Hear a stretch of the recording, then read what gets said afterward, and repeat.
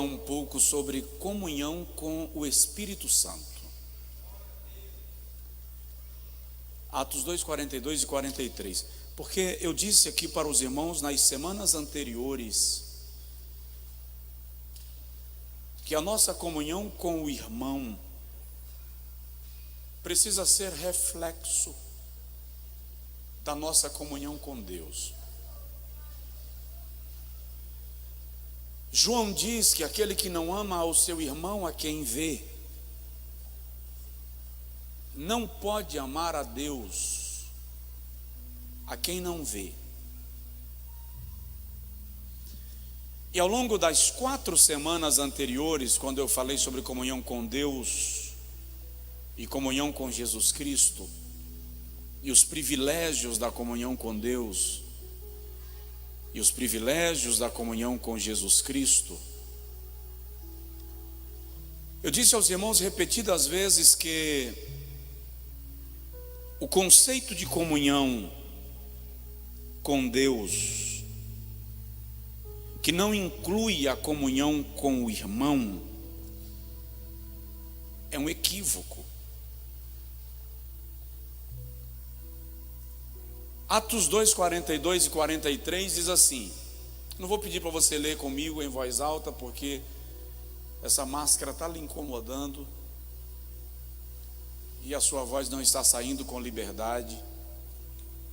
Então, eu vou ler, você vai no seu coração repetir esse texto e na sua mente também. E perseveravam na doutrina dos apóstolos, e na comunhão, e no partir do pão, e nas orações. E em toda a alma havia temor. E muitos sinais, ou muitas maravilhas e sinais, se faziam pelos apóstolos. Quantos dizem amém? Pastor Josué, onde é que tem comunhão com o Espírito Santo aqui, pelo amor de Deus?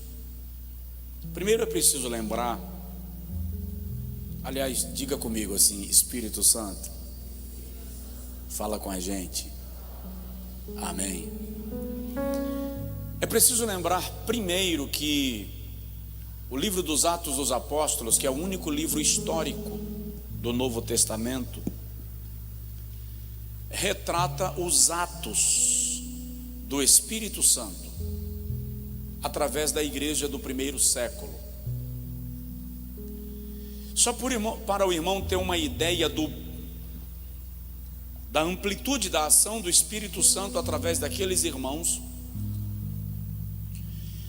basta lembrar que em Atos 2, a presença do Espírito Santo era tão real, que a Bíblia diz que foram vistas línguas repartidas como que de fogo. Não diz que foram ouvidas, diz que foram vistas. E todos começaram a falar em outras línguas. Lá na frente, os visitantes de Jerusalém dizem: nós os ouvimos falar em nossa própria língua. Mas antes de ouvirem, as línguas foram vistas. É tanto que o texto usa 2 vocábulos para falar das línguas em Atos 2. Usa o termo glossolálias e usa o termo dialectos. Quando diz foram vistas línguas repartidas, o termo é glossolálias. Quando diz e começaram a falar em outras línguas, o termo é dialectos. Para denotar na primeira referência que o vistas ali não é metáfora, não é figura, é literal. Então o livro de Atos, alguns estudiosos inclusive chamam de Atos do Espírito Santo, porque é a igreja primitiva sendo impulsionada pelo Espírito Santo para cumprir a sua missão. No início da nossa reflexão desta noite, eu preciso começar desmontando uma ideia, um conceito que algumas escolas de pensamento defendem, e nós, sem defendermos isto teologicamente, às vezes terminamos acreditando de maneira subjetiva de que o Espírito Santo é apenas uma nuvem, uma energia, uma força de Deus operando no homem. Equívoco. O Espírito Santo é uma pessoa, pessoa da Trindade Santa. O Espírito Santo é Deus. E só para você ter uma ideia, o Espírito Santo é Deus habitando em nós. Só 10 crentes ouviram, eu vou repetir para lhe dar a chance. O Espírito Santo é Deus habitando em nós. João capítulo 14, versículo 16 e 17. Se o pessoal da mídia puder projetar pelo menos a referência, para quem está anotando ter mais facilidade. João capítulo 14, versículo 16 e 17, Jesus diz assim: eu rogarei ao Pai, e Ele vos dará outro Consolador, o Espírito da verdade, o qual o mundo não vê, nem o conhece, mas vós o conheceis, porque Ele estará convosco e habitará em vós. Alguém me ouviu? Diga amém. Ele habita em nós.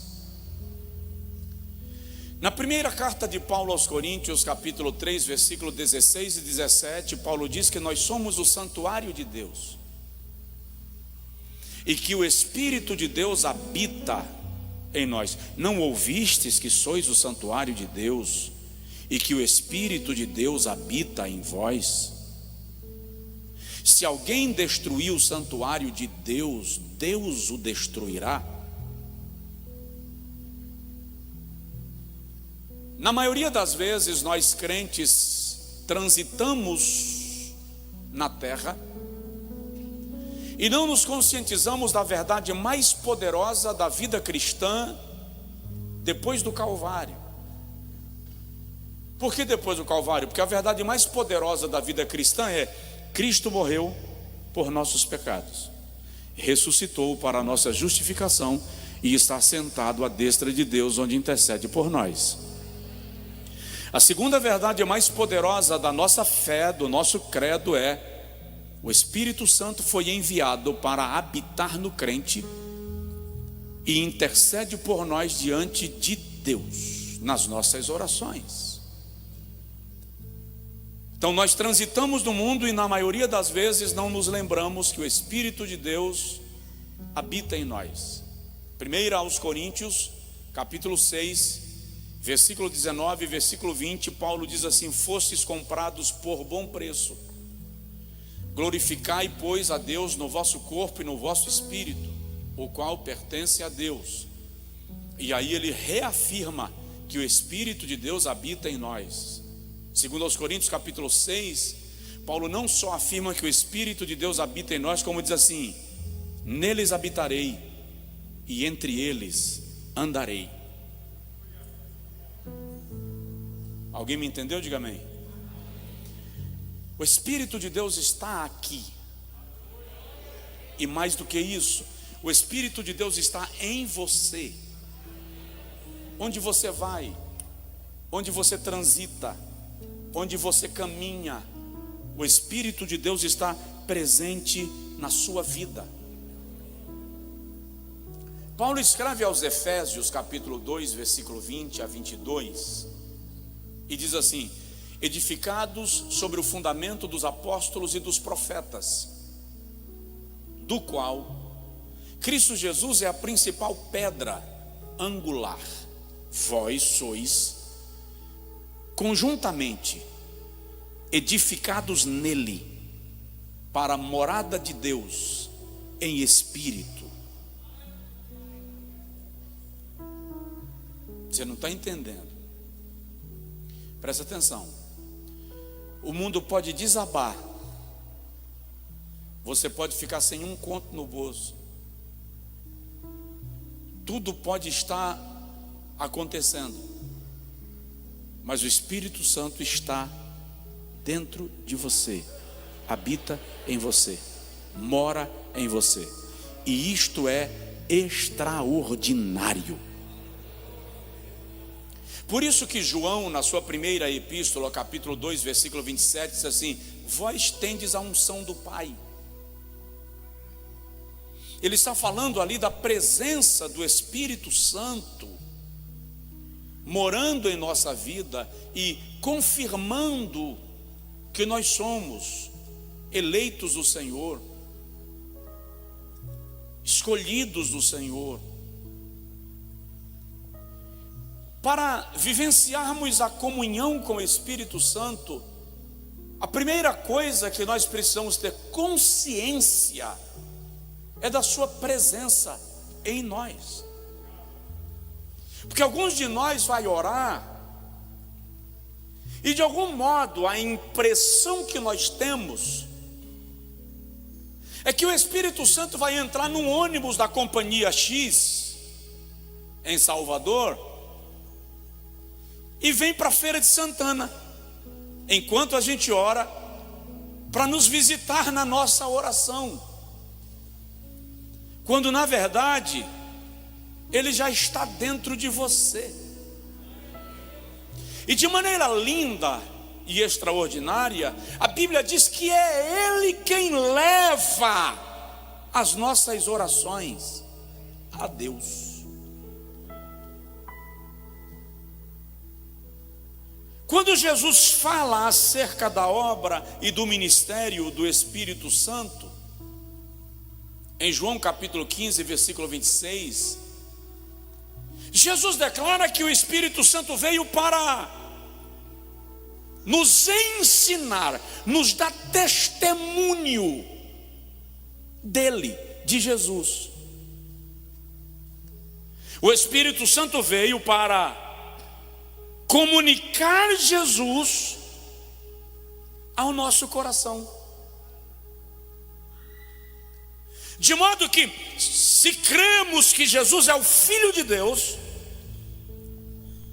não é porque os filmes da paixão de Cristo nos mostram o seu sofrimento, mas porque o Espírito Santo testifica acerca de Jesus no nosso coração.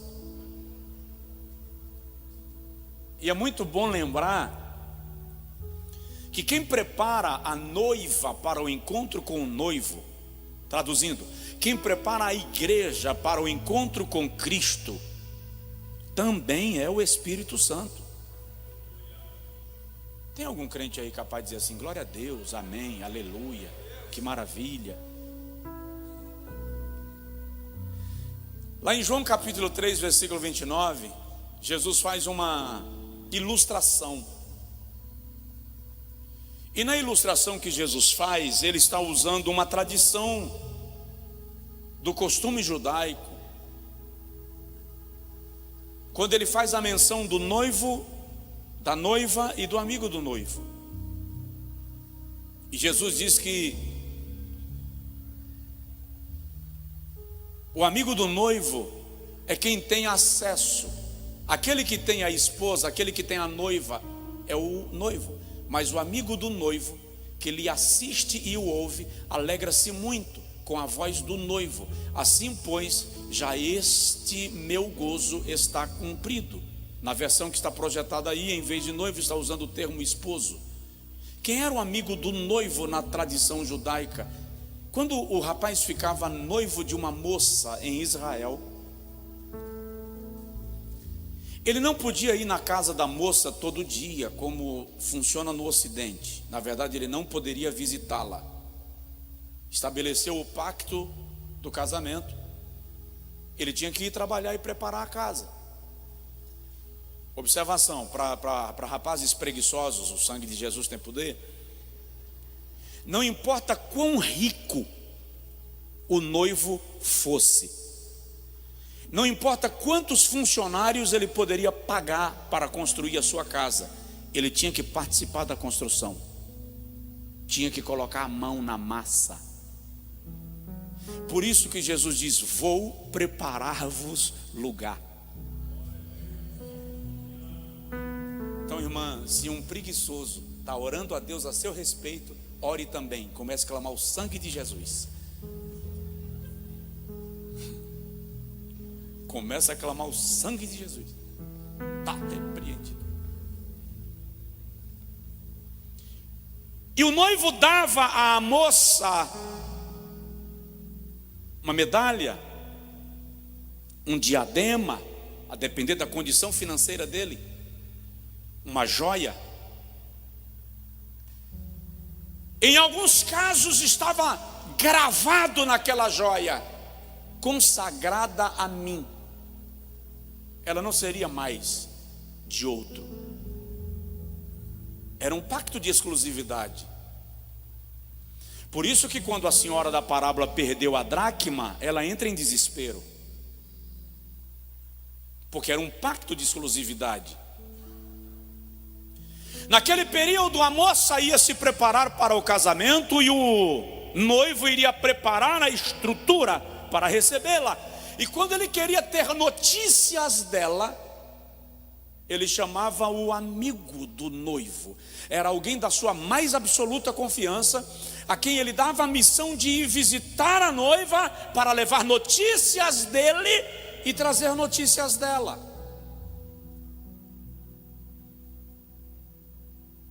E todas as vezes que o noivo mandava o seu amigo visitar a noiva, ele tinha que mandar presentes.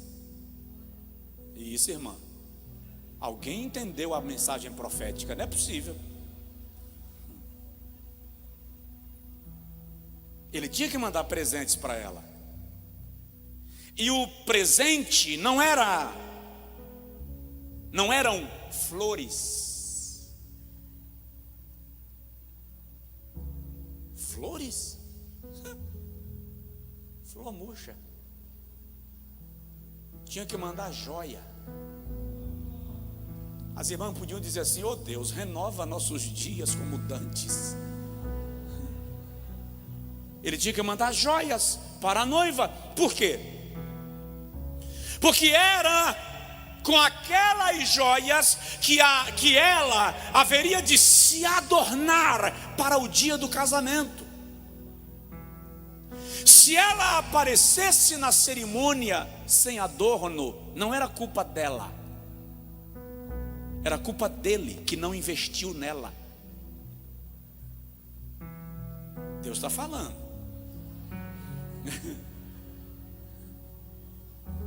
E todas as vezes que o amigo do noivo ia visitar a noiva, ela, por sua vez, preparava um banquete. O banquete não era para o amigo do noivo, o banquete era para o noivo.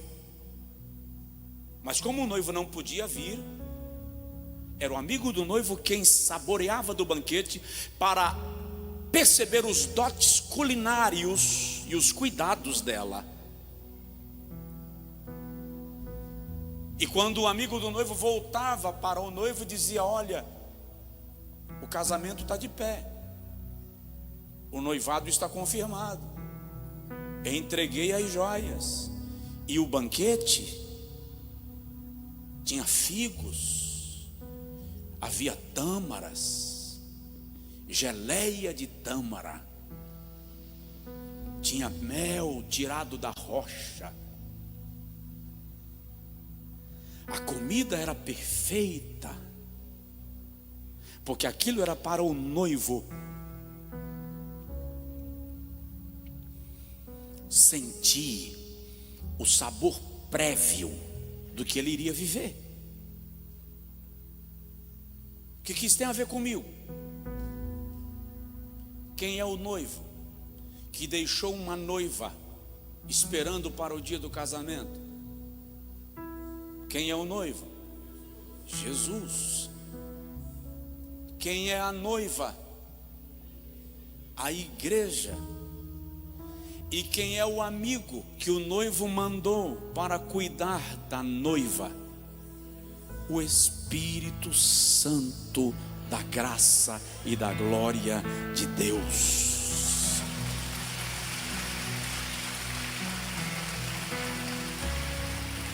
E qual é o banquete? Por isso que as pessoas precisam entender que culto não é encontro de fanáticos. Culto não é reunião de gente que não tinha outra coisa para fazer. Culto é banquete. O amigo do noivo está aqui. Os louvores, as orações, a celebração, os aplausos, a adoração, é banquete que é oferecido ao noivo, e o amigo do noivo está transmitindo, encaminhando e dizendo: o noivado está de pé, a aliança está firmada, o casamento está vivo, e a noiva continua esperando a tua vinda ou a tua ida para buscá-la para o encontro mais desejado. Então, ter comunhão com o Espírito Santo é desfrutar do privilégio de assentar-se à mesa com o amigo do noivo. Tem alguém aí? Diga amém. E é bom lembrar que o ministério do Espírito Santo é sublime, excelente. E ele é o executivo das obras de Deus. Quem é o Espírito Santo? Aquele que executa as obras de Deus através da igreja. Deixa eu falar rapidinho sobre isso e a gente para. Aí semana que vem a gente continua. Então deixa eu te falar primeiro, por exemplo, o Espírito Santo foi quem operou na criação. Diga comigo: o Espírito Santo operou na criação.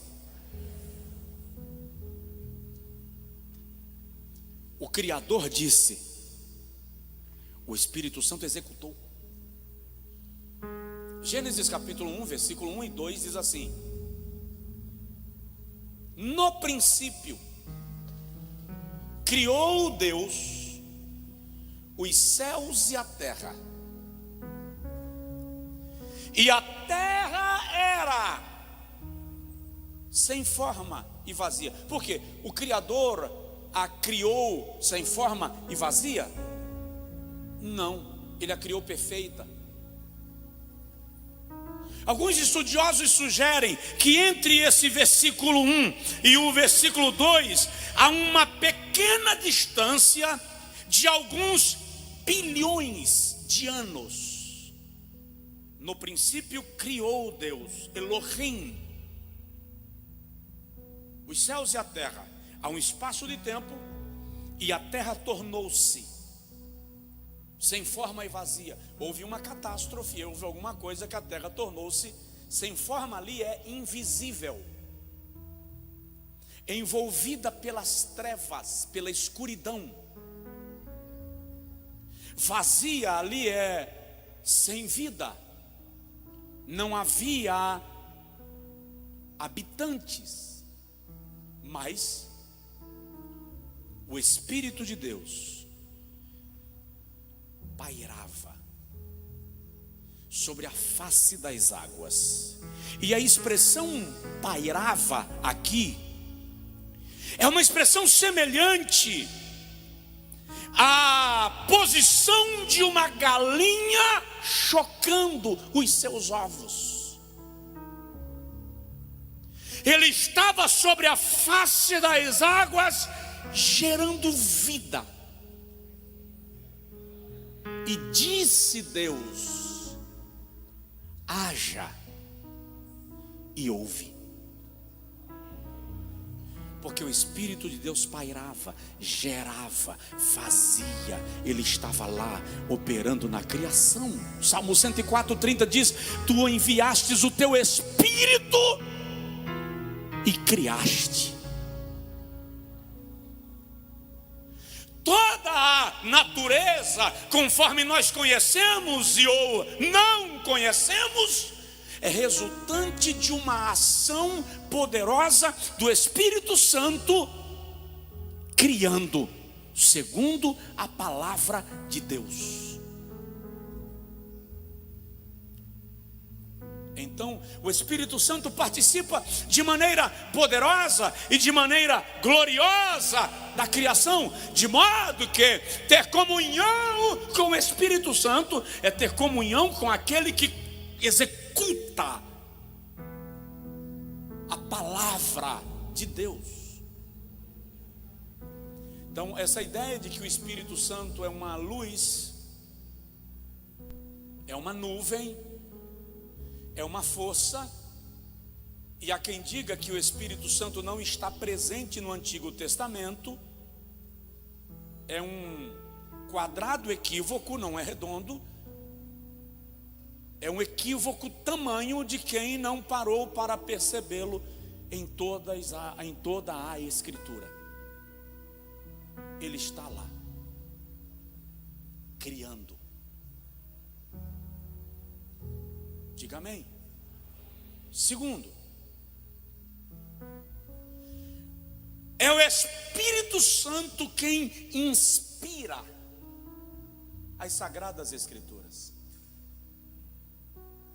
É o Espírito Santo quem inspira as Sagradas Escrituras. 66 livros,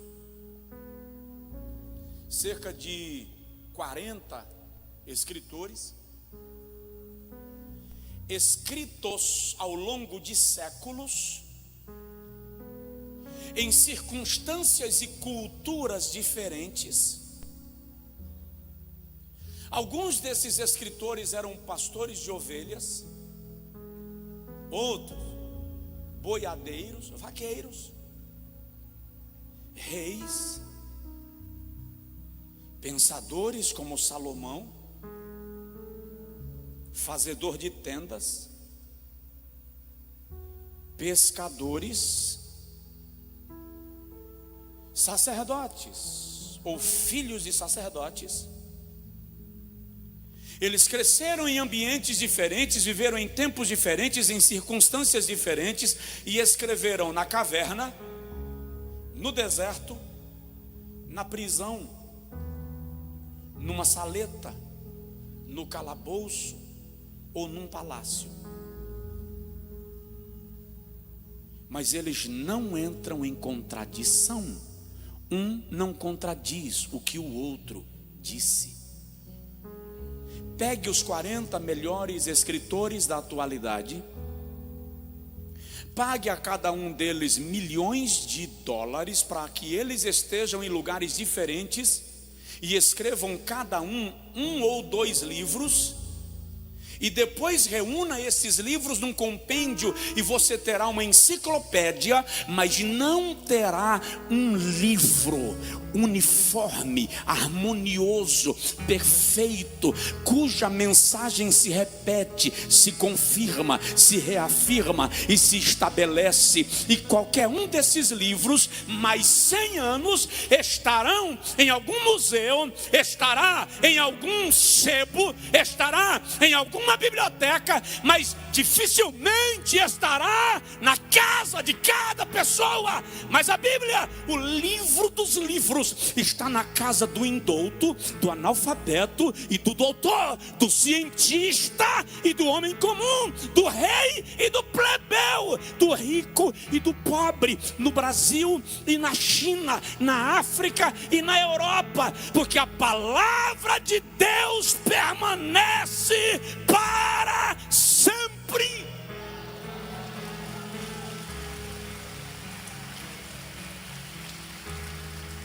Você pode dar um glória a Deus, aplaudir ao Senhor com força.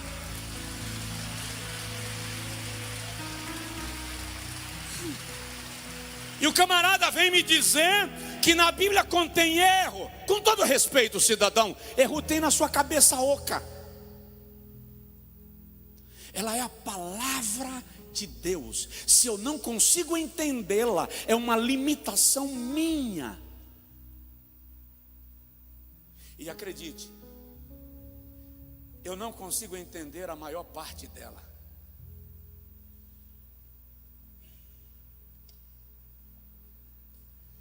Um simples salmo me coloca em confusão.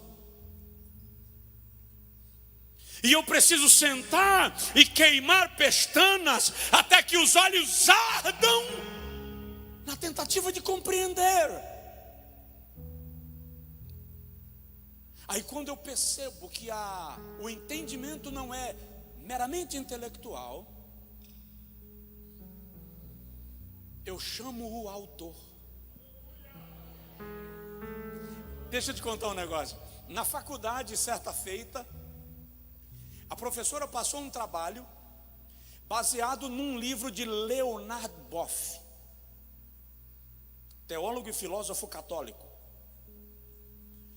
E nós teríamos que fazer um tratado daquele livro. E eu viajei, fui pregar em Brasília, levei meu computador para escrever durante o voo.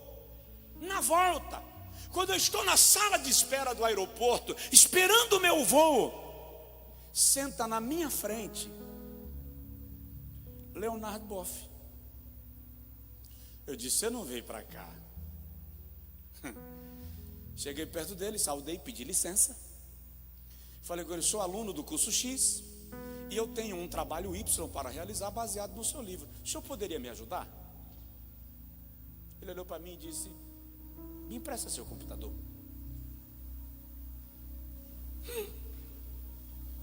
Tu acha que eu precisei fazer mais alguma coisa depois?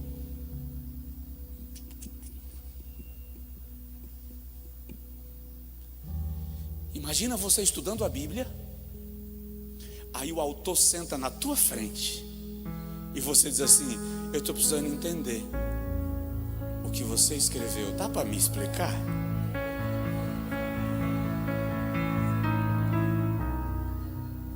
Quando você não entender nada, convida o autor. Por isso que tem gente que faz confusão com a Bíblia, porque fala hebraico, grego, aramaico, português, mas não convida quem inspirou. Aí você compreende a Bíblia intelectualmente, você compreende a Bíblia do ponto de vista literário, mas não recebe a revelação. Primeira epístola de Pedro, capítulo 1, versículo 21, Pedro diz assim: porque nenhuma profecia é de particular interpretação, porque homens de Deus falaram movidos pelo Espírito de Deus.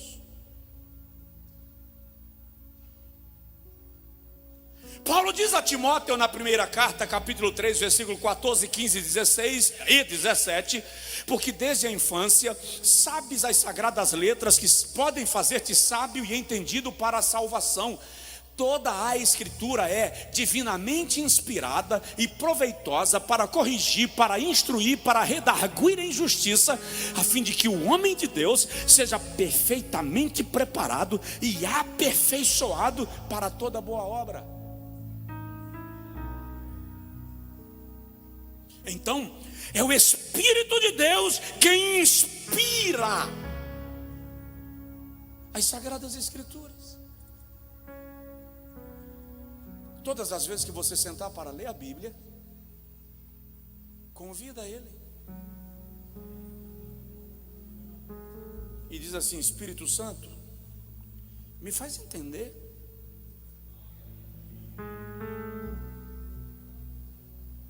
O mais simples salmo tem uma revelação extraordinária. E é o Espírito Santo quem nos leva a entender. João capítulo 14, Jesus diz assim: o Espírito Santo, versículo 26, vos fará lembrar todas as coisas que eu vos tenho ensinado.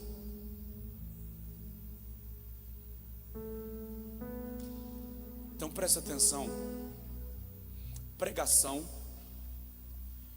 não é meramente capacidade intelectual, é o Espírito Santo fazendo lembrar.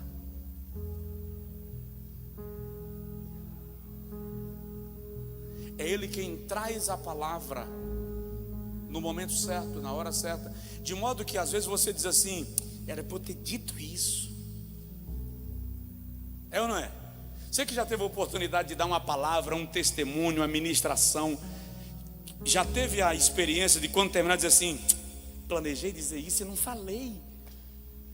E às vezes você ensaia a pregação na sua mente, ou o ensino, ou o curso, ou a aula, ou a conversa de grupo, e você planeja qual é o ponto principal. Aí quando você termina, você percebe que o ponto principal você esqueceu de falar.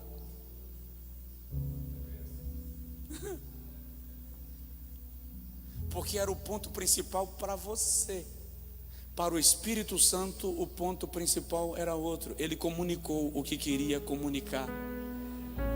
Ele é o condutor, ele é o mestre, ele é o ministrante. Porque o pregador consegue alcançar o intelecto, mas o Espírito Santo alcança o espírito do homem, o seu mais íntimo.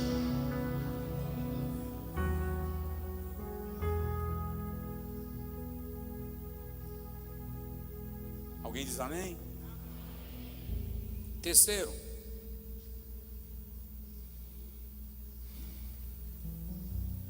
é o Espírito Santo quem impede a ação absoluta de Satanás na terra. Eu vou repetir para ver se você ou diz amém ou clama o sangue de Jesus.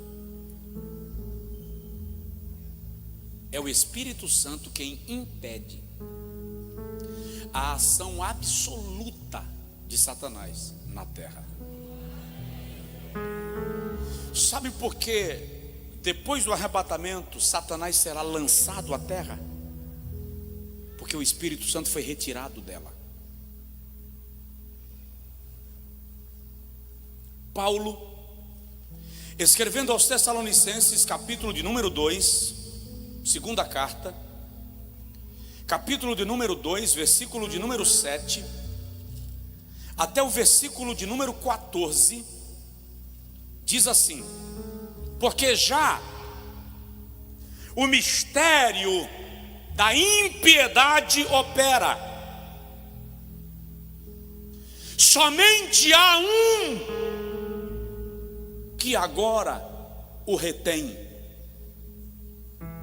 até que do meio seja tirado. E é interessante que reter aí é mais ou menos isso aqui: mantém o pé na porta. O espírito da impiedade já opera, já está aí, você está vendo. As coisas que estão acontecendo no mundo são no mínimo assustadoras. Mas o Espírito está com o pé na porta.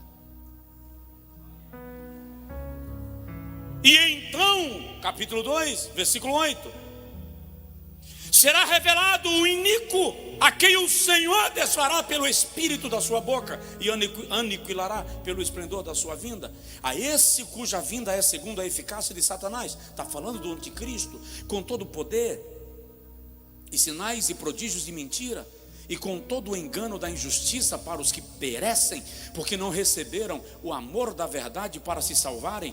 E por isso Deus lhes enviará a operação do erro, para que creiam na mentira, para que sejam julgados todos os que não creram na verdade, antes tiveram prazer na iniquidade. A Bíblia está dizendo que aqueles que preferem amar a mentira do que a verdade, viverão debaixo da operação do erro, sob influência daquele que é enviado de Satanás, porque o próprio Deus permitirá a sua manifestação.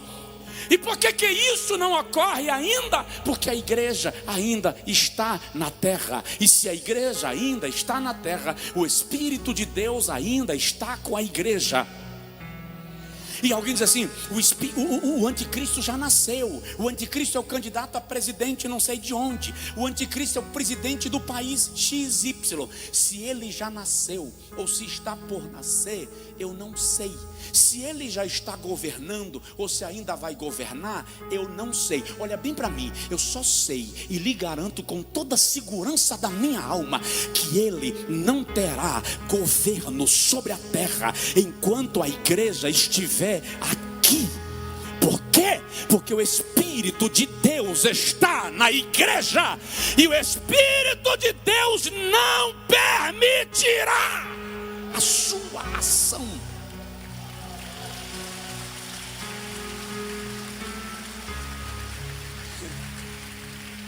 Que o diabo quer assumir o controle dessa coisa toda rápido, é claro que ele quer. Nós estamos vivendo um momento espiritual tão sério, que a gente não se bate com o demônio na rua, porque eles não são físicos,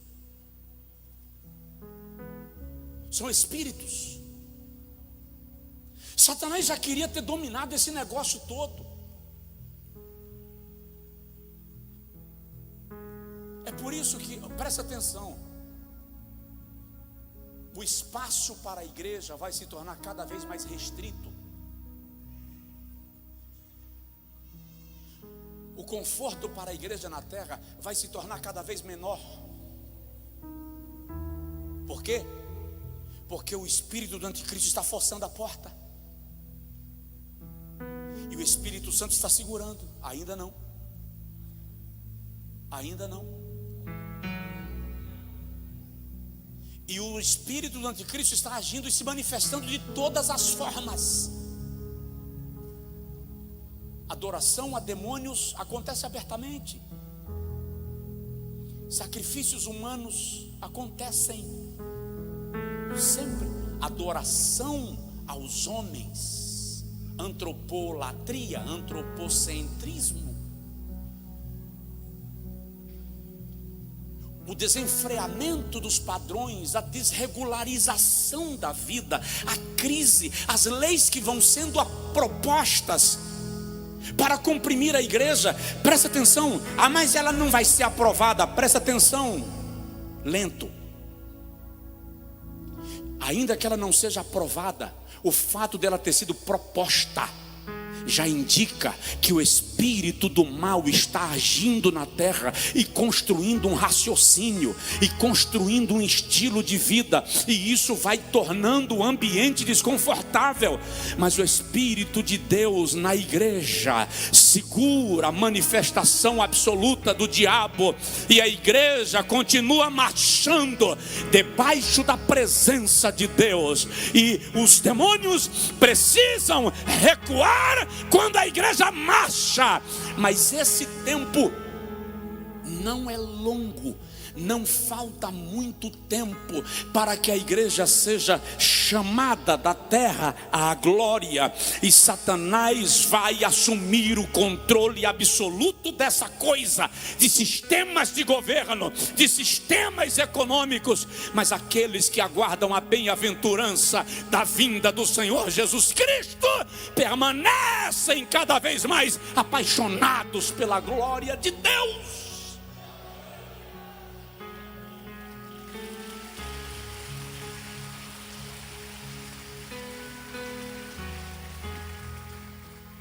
Pastor, não tem que haver um grande avivamento?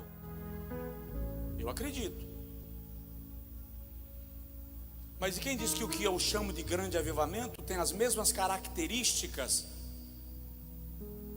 do grande avivamento que o Espírito Santo quer operar?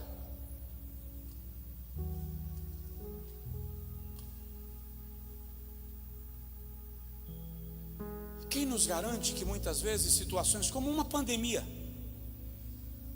nos ocorrem, e não é apenas o filtro de Deus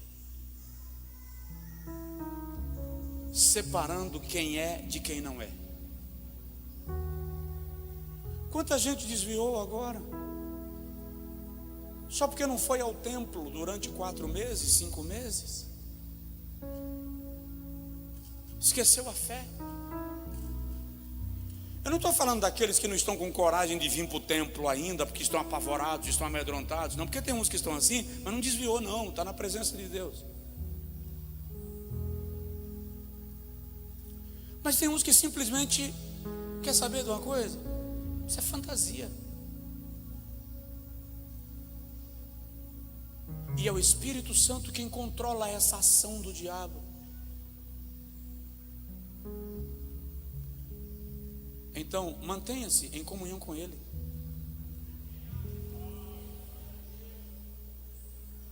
Eu vou lhe dizer uma coisa com muita, e já vou terminar, com muita precisão: Satanás está vivo e ativo no planeta Terra.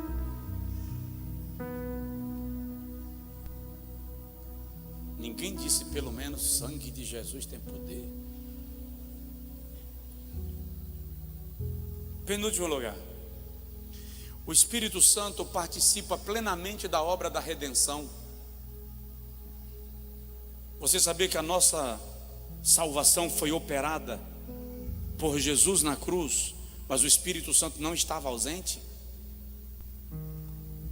Eu vou só citar as referências para a gente não passar do horário. Para começar, Lucas capítulo 1, versículo 26 a 35. Salve agraciada, o Senhor é contigo. E a moça se assusta. E o anjo diz: não temas, Maria, porque achastes graças aos olhos de Deus, e eis que em teu ventre conceberás e darás à luz a um filho, e o seu nome será Jesus, porque ele salvará o mundo dos seus pecados. E Deus lhe dará o trono do seu pai Davi, e o seu reino será eterno e jamais terá fim. A virgem pergunta: como? Se eu não conheço o varão? O anjo responde: virá sobre ti o Espírito Santo, e a sombra do Altíssimo te cobrirá. Por isso mesmo que de ti sairá será chamado Santo Filho de Deus. O Espírito Santo estava operando a geração do Filho de Deus no ventre de uma virgem de Nazaré, para dela fazer nascer o Salvador. Quando ele vai às águas batismais, Mateus capítulo 3, versículo 16 a 18, o Espírito Santo vem sobre ele, sob a forma corpórea de uma pomba. O Espírito está lá, dizendo: chegou a hora de começar o ministério. Aí em Mateus capítulo 4, versículo 1, diz que ele é impelido ao deserto para ser tentado pelo diabo. Mas é incrível que a Bíblia diz que ele é impelido pelo Espírito Santo. Então ele, cheio do Espírito Santo, é impelido ao deserto pelo mesmo Espírito para ser tentado pelo diabo. O seu ministério começou. Quando chega a hora da crucificação, Hebreus 9,14 diz que Jesus ofereceu-se a si mesmo imaculado a Deus pelo Espírito Eterno. Então o Espírito Eterno estava impelindo Jesus ao Calvário. O Espírito Santo operou, construiu a obra da redenção. Se o Espírito Santo não trabalhasse acerca disso, eu e você não teríamos o conhecimento da verdade do Evangelho.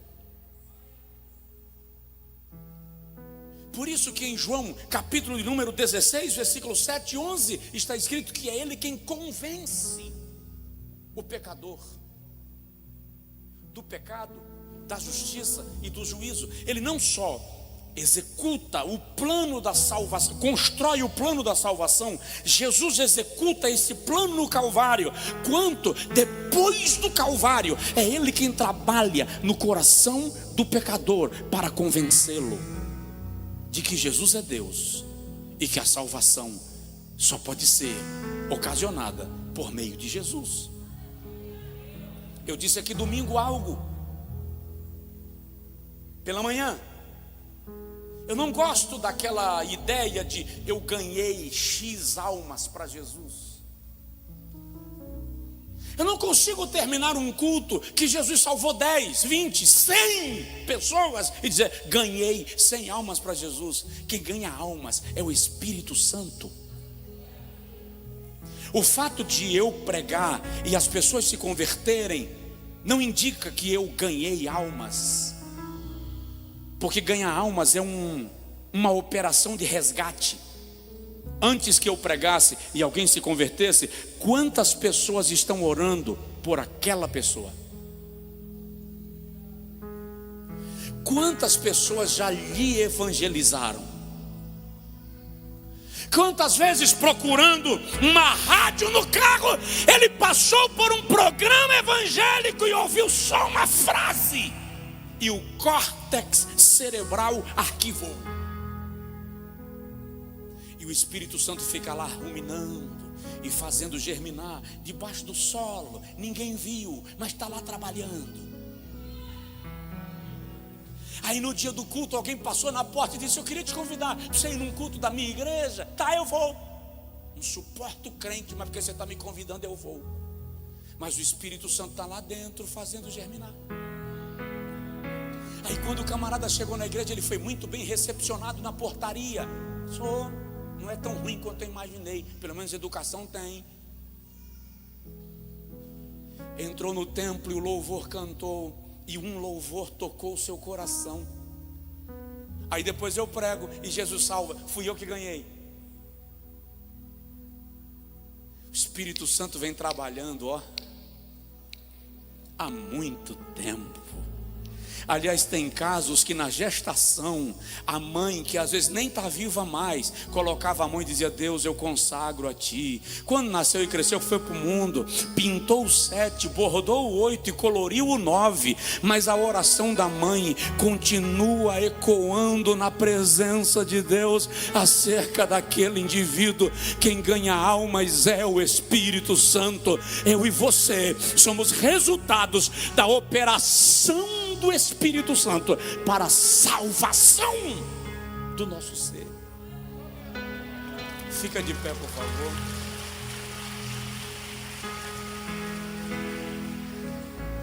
Então eu vou te dar uma palavra. Semana que vem eu continuo nesse assunto. Eu vou falar com você sobre o privilégio da comunhão com o Espírito Santo. Mas eu quero te dar uma palavra. Conversa com ele e diz: Espírito Santo, não larga eu não. Lembra de Davi? Senhor, não retire de mim o teu Espírito. Porque é muito perigoso a gente não perceber quando perdeu a conexão com o Espírito Santo. Sansão nem viu. E em Juízes capítulo 17 está um dos textos mais tristes do Antigo Testamento. Lá no versículo 20, salvo engano, quando diz assim: e Sansão se levantou contra os filisteus, porque não sabia que o Espírito de Deus já não era mais com ele. Aí é no Antigo Testamento, pastor. Tá bom. Mateus capítulo 25. As virgens loucas se levantam para encontrar o noivo, e elas não perceberam que as suas lâmpadas se apagavam. Só quando o noivo chegou, que elas viam que não tinham lamparinas para terminar a viagem. Aí elas vão pedir emprestado azeite a quem tem. E as prudentes dizem assim: não seja o caso que falte a nós, como já faltou a vós. Ide ao mercado e comprai-o dos que o vendem. Só que o mercado estava fechado, era meia-noite. Então a pergunta é: como está a nossa comunhão com o Espírito Santo? A nossa relação com Ele, a gente o percebe? Você já percebeu que tem momentos que você vai fazer algo, você vai ser impelido a fazer algo, e algo dentro de você te freia, te bloqueia, te trava, e você tenta atropelar, e às vezes atropela, e não para perceber que pode ser o Espírito Santo dizendo: não vai, não faz, não diz, volta atrás, porque Ele está dentro de você, operando em você. O problema é que a maioria de nós não percebe a presença do Espírito Santo dentro de si. Nós não tratamos disso, nós não pensamos nisso. A gente chega na igreja de qualquer jeito, entra, senta, canta. É uma mera reunião religiosa, terminou, vai embora. E a gente não para perceber o Espírito Santo. Lembro do dia que eu estava muito angustiado e eu precisava conversar com alguém. Sabe aquela angústia que encheu a tampa e a panela de pressão vai explodir? E eu liguei para um amigo e ele não atendeu. E eu liguei para um segundo e deu caixa. E eu liguei para um terceiro e a esposa atendeu e disse: ele saiu e não levou o celular. Eu estava tão nervoso que eu dei um tapa no colchão. Eu disse: eu preciso falar com alguém. Mas na hora, dentro de mim a voz bradou e disse: fala comigo. Mas eu também pensava que o Espírito Santo é só uma nuvem. E eu disse assim: tá, Jesus, vou falar contigo, só que eu estou precisando conversar com alguém que eu consigo perceber. Tipo assim, eu não quero falar com um fantasma. Irmãos, questão de 2, 3 minutos, uma presença inundou o meu quarto.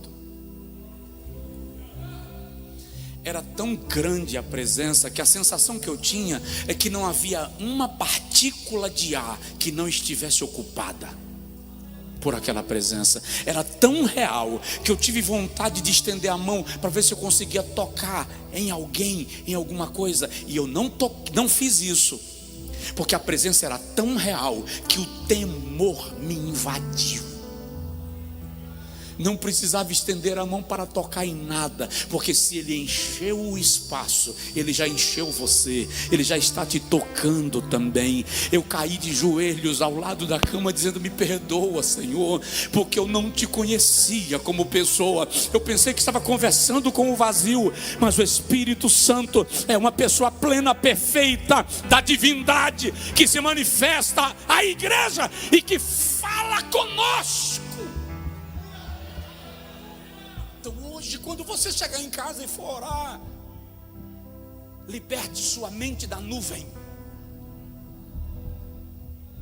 Não ore como se você estivesse conversando com a nuvem. Não ore como se você estivesse conversando com um raio de luz. Não pense que você está conversando com uma força. Se conscientize. Você está conversando com a pessoa da divindade, o Espírito de Deus. Ei, olha que coisa linda. O Deus que habita em você. Diga aí comigo assim: o Deus que habita em mim. Repete: o Deus que habita em mim. Espírito Santo, o Espírito da graça de Deus, é o Senhor quem aplica esta palavra no coração da tua igreja.